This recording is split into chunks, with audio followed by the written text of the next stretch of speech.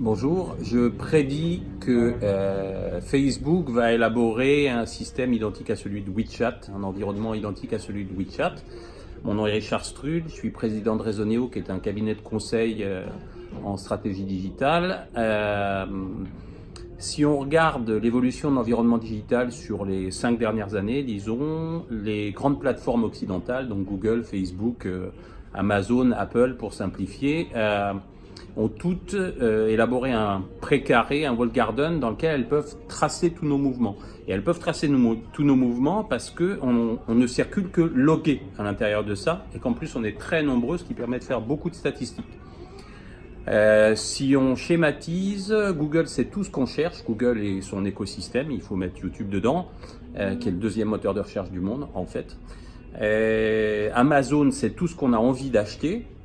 Apple nous vend des services au travers des apps, donc ils ont une très bonne idée de nos usages. Et Facebook a une idée très claire de nos vies, de ce qu'on aime, de ce qu'on n'aime pas, des tendances inspirationnelles, comme on dit. Sauf que Facebook a un petit avantage supplémentaire, un petit truc en plus, c'est que c'est un réseau social. Donc c'est un réseau d'échange. Il n'y a pas un grand pas à faire en termes de technologie et de confiance pour en faire un réseau de transactions. Voilà. Et le pari en ce qui me concerne, c'est que Facebook va essayer avec ses 2,5 milliards d'utilisateurs de se mettre en face de WeChat. En Chine, WeChat a déjà plus d'1 milliard d'utilisateurs qui payent essentiellement avec WeChat Pay, avec Alipay et plus avec du cash, plus avec des cartes bleues. C'est en train de se substituer à ça et c'est pas un mystère, le gouvernement chinois a tout intérêt à ça et à ce que tout ça supporte la démarche du yuan virtuel sur lequel ils prétendent prendre pas mal d'avance et utiliser ça pour aller contrer la suprématie du dollar aujourd'hui.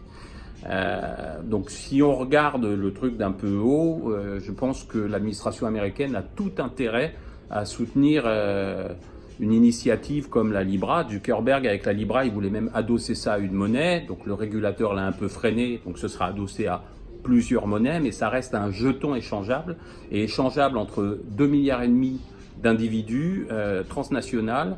Donc les États-Unis ont tout intérêt à soutenir ça et je prédis que Trump, même s'il déteste les GAFA et même si ça n'était plus lui après novembre, aurait tout intérêt à soutenir l'élaboration d'un écosystème de ce type pour contrer WeChat. Voilà, telle est ma prédiction.